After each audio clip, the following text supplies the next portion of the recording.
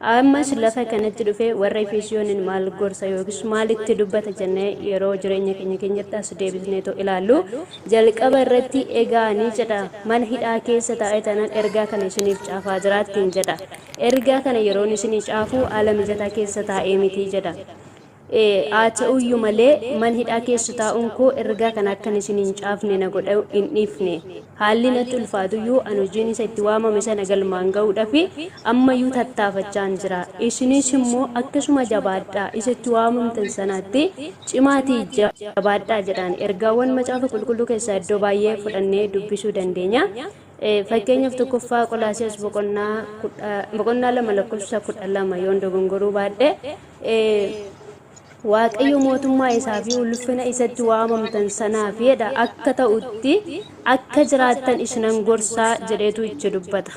Maalitti mootummaa waaqayyoo fi ulfina isatti waamamtan sanatti akka ta'utti akka jiraattan otoo hin dogongoriin otoo haala barichaa hin ilaalin otoo wantoota darban kana duukaa hin bu'in isatti waamamtan sanaaf nuti maaliif waamamne yoo jenne jireenya har'a jiraannu kan duwwaaf miti mootummaa waaqayyoos jireenya bara baraa sana dhaaluudhaaf waamamne jireenya keenyas lafa kanarraa miti Kiristoos Yesuus gaafa dubbatu hamma lafa kanarra jirtanitti dararama qabdu yookiis dhiphina qabdu dadhabbii qabdu haa ta'uyyuu malee jabaadhaa jedha Maatiyos keessattis gaafa dubbisanii biyya lafaa eenyus mo'uu danda'a jedha kan itti mo'uu dandeenyu yoo jiraate akka waamamne sanatti jiraachuudhaan biyya lafaa moona ergaa Yohaannis boqonnaa 5 lakkoofsa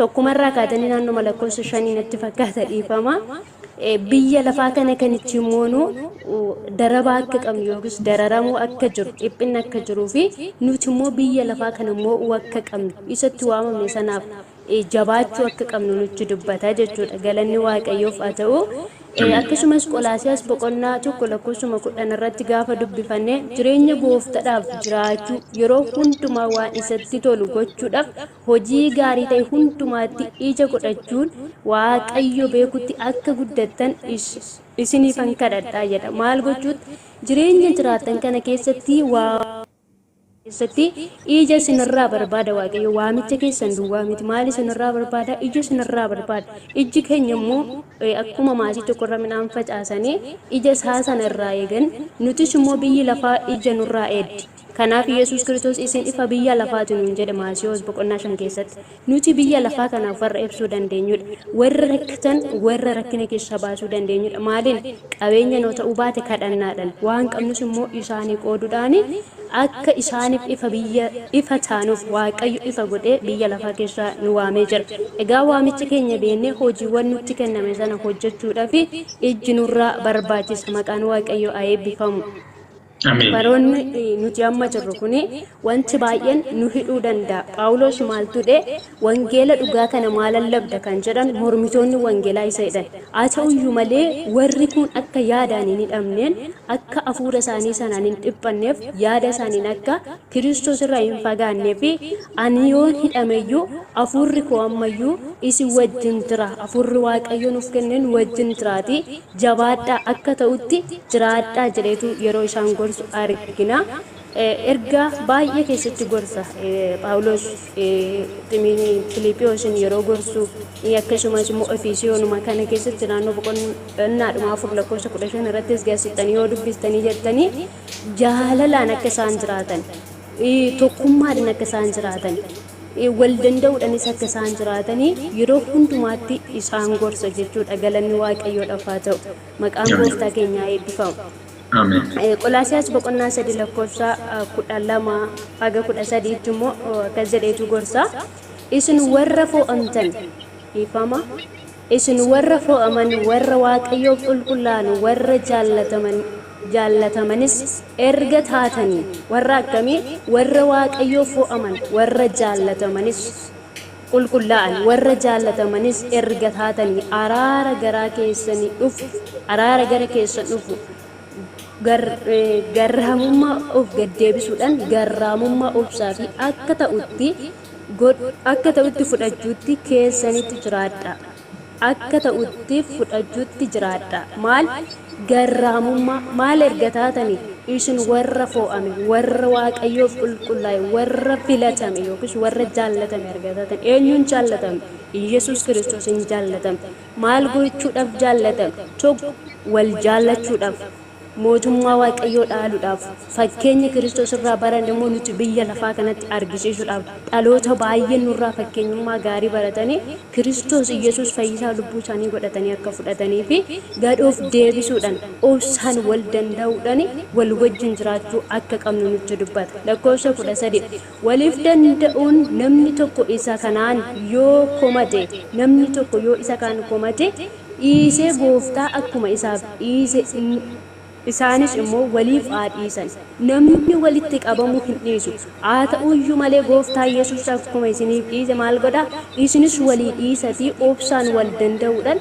wal wajjin jiraadhaa jedha Kiristoos Yesuus maal jedha Maatiyos boqonnaa 7 irratti yoo dogongoruu baadhee namatti hin faradinaadha maal akka hin taaneef akka isinitti hin faradamneef kana jechuun akkuma Kiristoos Yesuus nuuf dhiise cubbuu keenya hundumaa nuuf dhiise nutis namnis yoo nu gaddisiise namas yoo gaddisiisne garaa dhiifamaa akka qabaannu garaa dhiifamaa qabaachuudhaan nama wajjin jiraachuu akka dandeenyu gatii namarraa barbaaduu miti gatii nama sanaas nurraa akka barbaadamu miti kana akka hin gooneef immoo waaqayyo Hafuurri Qulqulluun nu gaggeessa maaliif waan nama akka chimbuune waan namas akka hin hawwine namni Kiristoos duukaa bu'e tokko amala Kiristoos waan qabuuf waan Kiristoos irraa barate waan qabuuf oluma jedhee waan namaatti hin bu'u immoo darbee dingata foon namaa dadhabaadha yoo tuqe garuu garaa dhiifamaa qabaachuu obsa qabaachuu gadhoof deebisuu garraamummaan tokko isarraa mul'achuudhaan amala gooftaa Yesuus namatti argisiisuun wajjin jiraachuu qaba. Galanni Waaqayyoof haa ta'u. Akka gaafii tokkotti kan hin qabadhe isaan kanaadha. Ittuma fufee ammas maal barsiisa gaafa jenne gadhoof deebisuu irratti akka lakkoofsa 4tti naa kenname miti wajjumaan yaada koo bal'inaan ibsuu yaada. Sa'aatiin kee xumurtee jirta. Baay'ee sa'aatii kee daqiiqaa 2 dabarsitee jirta. Yoo walitti qabuu si barbaachisa ta'e qabxiiwwan arfan ati iddoo kanatti hubatte 1 hanga 3ttidha. Isaan kana adda nuu baasi. Walitti gudunfiiti jechuudha.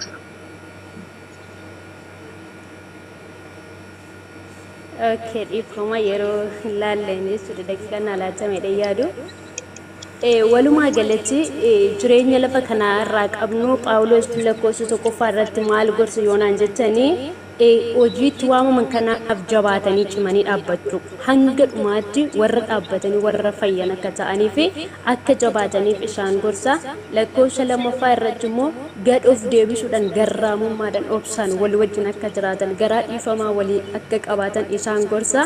3 irratti immoo eenyumayyuu otoo hin qoodin nama kamuu wajjin jaalalaan akka jiraatan wal wajjin akka jiraatanii fi hidhata hojii tokko akka ta'an obboloota akka ta'an isa kanaaf iddoo tokko yoon isinii dubbisanitti tola. 1 Qorontos boqonnaa 2 lakkoofsa 13 irratti nuyi Yihuudoonni warri Yihuudota hin ta'inis warri garraamummaa jala jiran warri mirmaduu ba'anis baatan hundumti keenya dhagna tokkodha. Nuyi hundumti keenya dhugaadhaa fi hafuura qulqulluudhaan inni tokkichi nuuf kennameera jedha. Nama kamiyyuu nuti jaallachuu akka qabnu obsaan of wal danda'uudhaan wal wajjin akka jiraachuu qabnu lafa kanatti nutti dubbata. Galanni Yesuusiif haa ta'u. Lakkoofsa 3 irrattis wal wajjin hidhata hojii tokko ta'uudhaan garaa qulqulluudhaan wal wajjin akka jiraachuu qabnu nutti dubbata. Egaa bara kana keessatti akka jabaannu haalli baay'een cinquu danda'a. Walumaa galatti ergaa kuyyoon guduufu haa ta'uyyuu malee gonficha nuuf kennamuudhaaf Waaqayyo nu abdachiisan mootummaa Waaqayyo sana dhaaluudhaaf jabaachuu akka qabnu ijji hojii hafuuraa nurraa mul'achuu akka qabudha kan Phaawulos lafa kanatti nutti dubbatu akkanaaf hubatametti gooftaan koo isin eebbisu eebbifamaa. Ameen. Eebbifamii Waaqayyo dachaa si eebbisu. Dhugaa waan baay'ee dubbatte. Naa Waaqayyo si eebbisu. Walumaa galatti gaaffii kanarraa wanti nuti hubannu maal qabxiilee 4 amma obboleettiin bal'istee kanaa softe jechuudha. Bal'istee kanaa softe ibsa baay'ee kan isheen irratti kennite Waaqayyo dachaa si eebbisu. Qabxiilee 4 Efesoon boqonnaa 4 lakkoofsa 1 hanga 3tti Phaawulos saba Efesoon irraatii akka inni mul'atu kan inni barbaadudha. Tokkoffaan jireenya waamicha siif godhameef malu jiraadhu kan jedhu. Lakkoofsa tokko irratti kan argitan ani hidhamee kanan jiru jedheeti Phaawulos ani hojii gooftaatiif hidhamee kanan jiru jedheeti waamicha isa itti waamamtan sana akka ta'utti akka jiraattattis nan gorsa jedha. Kanaafiyyuu isa jalqabaa jireenya waamicha siif godhameef malu jiraadhu jechuusaati jechuudha. Waanuma boleettiin amma kaaftedha waan baay'ee kaasteshan akkaataa waamicha keenyaaf maluuf akkamitti jiraanna kan jedhu jechuudha. Lammaffaan immoo guutummaatti kan gaduuf deebiste ta'ii akkasuma immoo garraamii ta'ii kan jedhu jechuudha. Garraamii ta'ii kan gaduuf deebistes ta'ii kan jedhu. Lakkoofsa lamarra kan jiru jechuudha. Akkasuma immoo jaalalaa fi obsas qabaadhu kan jedhu lakkoofsuma lamarra kan jiru. Lakkoofsa sadii irratti immoo tokkummaa hafuuraa karaa hidhaa nagaatiin eeguuf carraaqi karaa kee carraaqi barbaachisu hunda godhi kan jedhu jechuudha. Wantoota kana of keessatti qabata. Isaan kun waamicha keenya wajjiniin deemuu akka nuti qabnuuf wantoota amaloota nu gargaaran jechuudha. Akkasii xumura irratti nana mana akkasiin yaada bal'aa akkasiin irratti ilaaltanii garuu daqiiqaa 10 fayyadamte obboleettiin warroonni kanaan booddee ibsa gootan daqiiqaan 5 gaaffii tokko irratti baay'ee bal'aadha.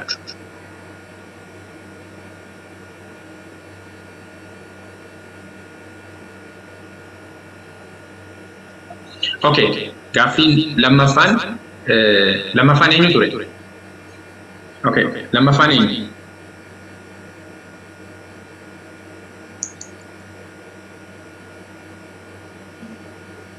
Yaa Pastor Waaqayyo isin eebbisu. Gaaffii lammaffaan eenyu ture? Tsahaay. Lammaffaan Tsahaayidha. Okay. Kennaa sadaffaa. Okay, sadiinuu ga'a jecha paasteriin eeyyee dheerachuu hin qabu gabaabsinee fayyadamna kuni jalqaba waan ta'eef rakkina hin qabu. Sadaffaan beeti sadaffaadhaati? Sadaffaan kennaadha lammaffaan Tsahaay. Okay, eshi namni tokko Tsahaayiif akkasiin guutan nan barbaada. Namni tokko Tsahaay. Hayyee ani gaafa shanaffaan ga'u nan dhufaa amana buusi. Waddee Okay. Bu'iin bakka dhiisi. Okay, eshi. Nagaan isiniif baay'ee Pastor. Inde jarana bu'iin akka hunduu bubbuunaan immoo rakkoodha. Kenna atillee ol koottu kennaan illee ol koottu haannaanis akkasuma ol deebi'e. Okay, gaaffiin lammaffaan bagana kan dhufte Tsahaay maal jedhaa? Waamicha Phaawulos gara tokkummaatti taasise lakkoofsa 3 irratti argamuuf sababoota 7 kanneen lakkoofsa 4 hanga 6 keessatti kennaman maqaa dhahii jedha. Kanaafiyyuu lakkoofsa 3 irratti maal jedha?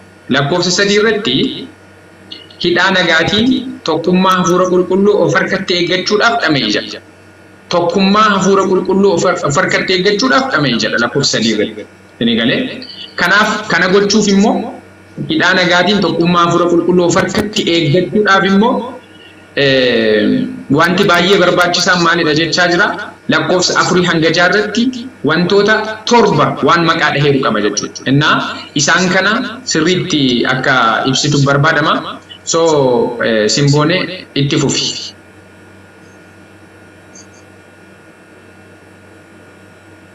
Tsahaay itti fufi. Itti fufi.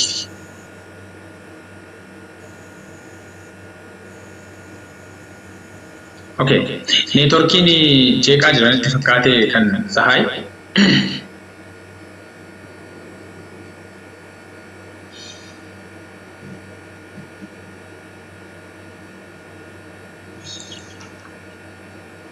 Yaana irra darbitee nu gaafate. Sagaleen kee amma jira itti fufi. Dhaqee badeeme? Yaa bagana kan dhufte. Bagana kan eegdan. Dhageessee sagalee koo? Dhagaan turam. Okay. Kanaaf gaaffiin lammaffaan maal jedhaa? Waamicha Phaawulos gara tokkummaatti taasise kan Efesoon boqonnaa 4 lakkoofsa 3 irratti argamuuf sababoota 7 kanneen lakkoofsa 4 hanga 6 keessatti kennaman maqaa dhahii jedha.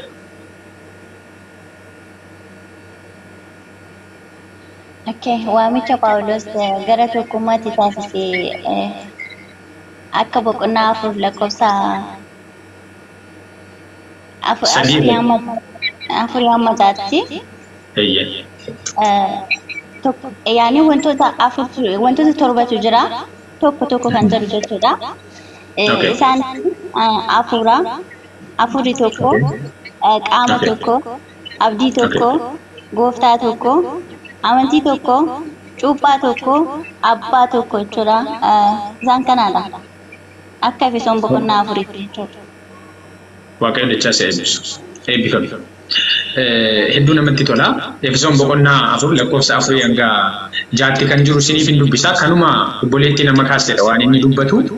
Akkuma abdii waamicha inni isinitti waamamtan tokkicha ta'e dhagni tokko, hafuurri tokko, gooftaan tokko, amantiin tokko, cuuphaan tokko, Waaqayyoof abbaan waa hundumaa tokkicha, inni waa hundumaa irra jira, waa hundumaan hojjeta, iddoo hundumaa jiras jedha.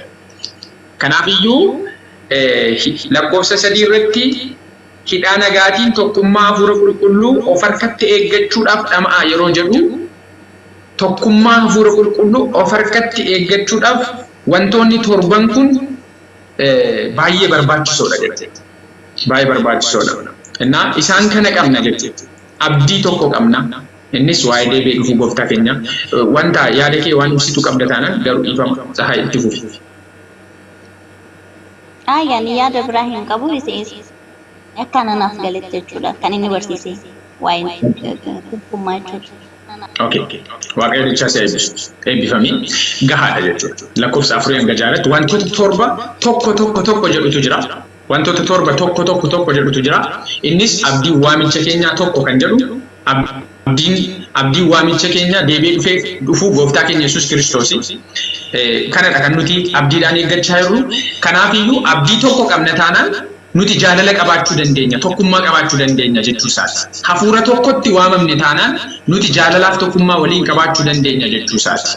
Nuti dhaqna tokko keessatti, dhaqna Kiristoos waldaa kiristaanaa keessatti jirra taanaan kanaan nuti tokkummaa qabaachuu dandeenya jechuu isaati. Gooftaa tokkotu nu hooggana taanaan kanaan nuti tokkummaa qabaanna jechuu isaati. Cuuphaa tokko qabna taanaan, amantii tokko qabna taanaan kanaan nuti tokko taanaa jaalala waliif qabaachuu dandeenya jechuu isaati. Waaqayyo dachaa si eebbisu. Gaaffii sadaffaan eenyu sadaffaan? Waan kennan. Okay. Kennaan amma seenee hin jiru. Arfaffaan okay. Maartaan illee hin jirtu. Okay. Shanaffaan okay. Gaaffii shanaffaa. Kanaafiyyuu gaaffii sadaffaa arfaffaa gaafa isaan dhufan itti fufna. Amma gaaffii shanaffaa okay.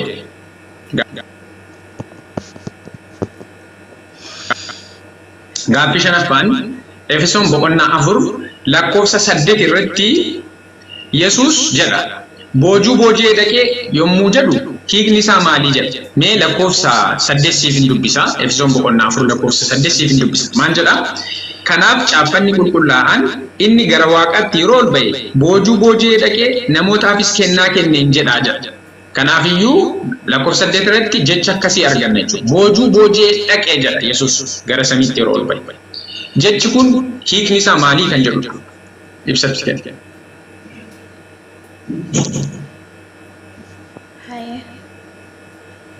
Ana akka ofii koo badheetti ibsatti kennaa jechuudha. Ani bojuun boojee.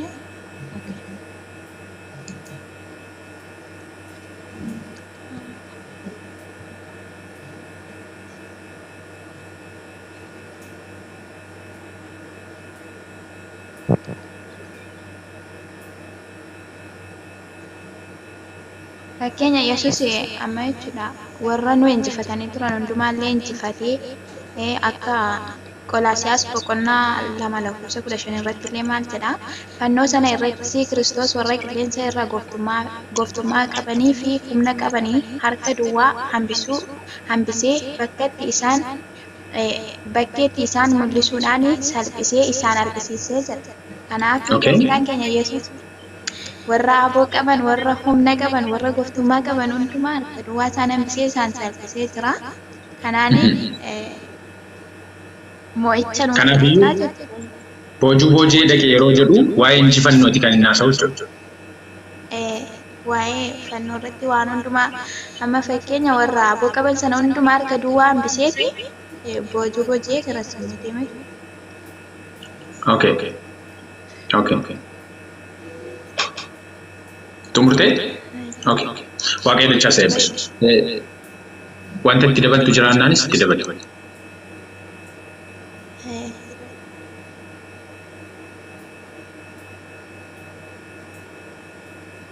Kanaafiyyuu nun immoo amma fakkeenya akkasumallee Qolaasiyaasuma keessa kan jiru lakkoofsa 10 keessallee kan jiru isaanis jedha isuma warra bantii waaqaa keessatti gooftummaa qabanii fi aboo qaban hundumaa fi mataa ta'ee sanaan gara guutummaa jireenyaa dhuftaniitu jedha. Kanaafiyyuu akka kanatti gara guutummaa jireenyaa dhufne boojuunni boojee moo'icha inni nuu kenne sanaan akkasitti gara guutummaa jireenyaatti.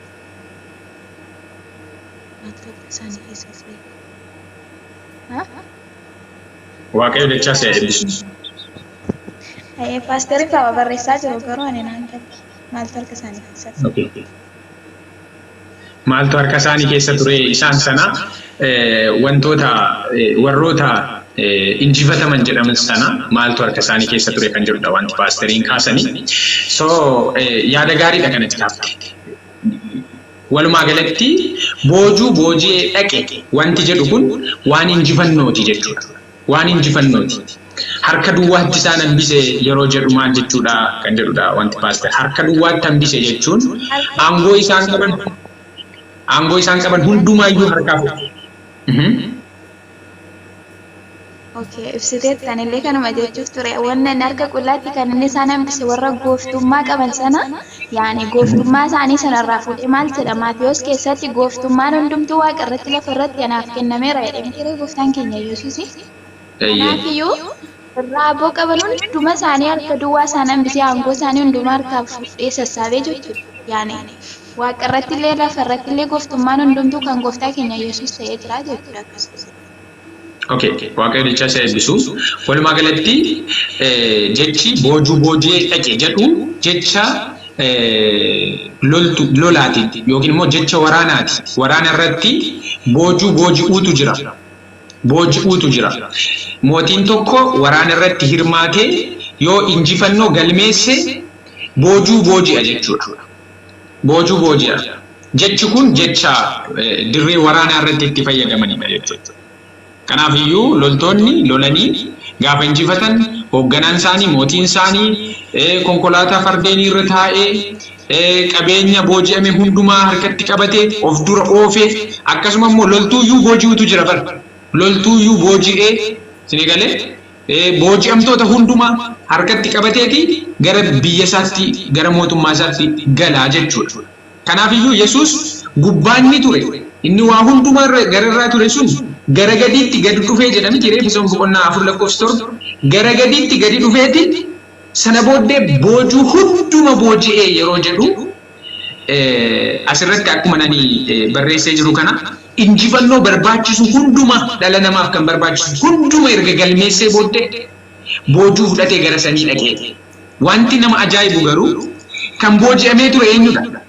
Anaaf isin miti booji'amee ture dhalli namaa booji'amee ture harka isaa hamaa jala to'annaa isaa hamaa jala ofiin of galchee ture du'a jala of galchee ture namni cubbuu jala of galchee ture namni Kiristoos garuu isaan kana wanta nama booji'ee ture hundumaa namatu harka isaanii ture waan ta'eef harka isaaniitii booji'eeti boojuu booji'ee gara sanii dhaqe yeroo jedhu boqonnaa 2:6 ni yaadattu jedhee ni yaada boqonnaa 2:6 Efesoon boqonnaa 2:6 maal jedha karaa Kiristoos Yesuus isumaa wajjin du'aa nu kaase isumaa wajjin bantii waaqaa keessaa iddoo nuuf kenne nu teessise kan jedhu jechuudha.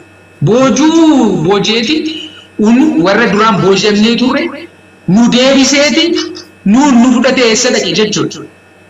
Gara samiitti iddoo nuuf kenne jedha. Maqaa Waaqayyoo kan galateeffamee haa ta'u. Waa'ee kanaati boojuu booji'e kan jedhu jecha waraanaati jechuudha. Na abboota firdii boqonnaa 5:12 yoo dubbisuu man barbaada jettuu kana. Abboota firdii boqonnaa 5:12 akka sirriitti hubatta waan barbaaduu fi akkas jedha ka'i Dibooraa ka'iitii faarfadhu yaa Baraaq ilma Abiino'am atis ka'e warra boojite fudhadhuutii dhaqii jira. Sinii galee warra boojite kaa faarfadhaa kan jedhu jechuudha.